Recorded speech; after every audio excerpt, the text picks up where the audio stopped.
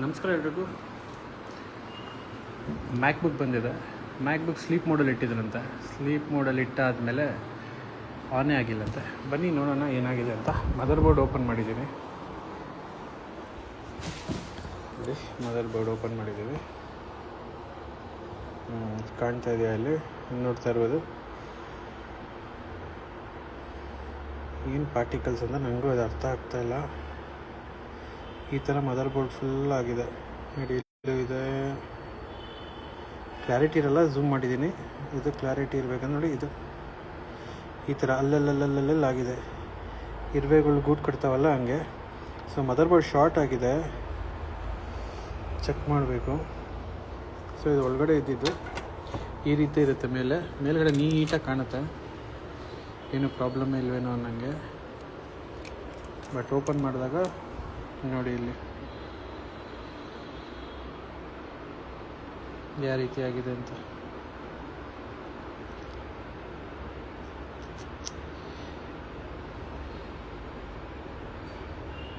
So shorting ಆಗಿದೆ, check ಮಾಡಬೇಕು. Customer quotation ಹೇಳ್ತೀವಿ, ಅವ್ರು ಓಕೆ ಅಂತಂದರೆ ರೆಡಿ ಮಾಡೋಣ. ಓಕೆ, ಇದೇ ರೀತಿ ಯಾವುದೇ ಡಿವೈಸ್ ಇದ್ರೂ ಕೂಡ, ಯಾವುದೇ ಡಿವೈಸ್ ಇದ್ದರೆ ರಿಪೇರ್ ಮಾಡಿ ತೊಗೊಂಬನ್ನಿ. ರಿಪೇರ್ ಮಾಡಿ ತುಮಕೂರು, ಇದು ತುಮಕೂರು ಔಟ್ಲೆಟ್. ಕಸ್ಟಮರ್ ಇವಾಗ ಕೊಟೇಶನ್ ಹೇಳ್ತೀವಿ, ಅವ್ರು ಓಕೆ ಅಂತಂದರೆ ಮಾಡಿಕೊಡ್ತೀವಿ, ಆಮೇಲೆ ವೀಡಿಯೋ ಹಾಕ್ತೀವಿ. ಓಕೆ, ಇದು ಏನಕ್ಕಾಗಿರೋದು ಅಂತ ಟೆಕ್ಸ್ಟ್ ಮಾಡಿದ್ದಾರೆ ಇಲ್ಲಿ. ಈಗ ಲೈವ್ ಬಂದಮೇಲೆ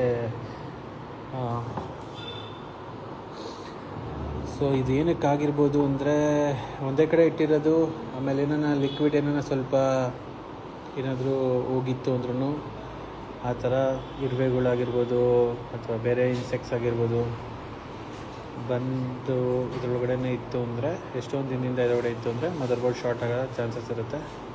ಸೊ ಯೂಸ್ ಮಾಡ್ತಾ ಇರಬೇಕು ಡಿವೈಸ್ನ, ಹಂಗೆ ಇಟ್ಟಿಕ್ಕಿದ್ರೆ ಈ ಥರ ಆಗುತ್ತೆ. Thank you for watching. Keep supporting. Repair ಮಾಡಿ ತುಮಕೂರು.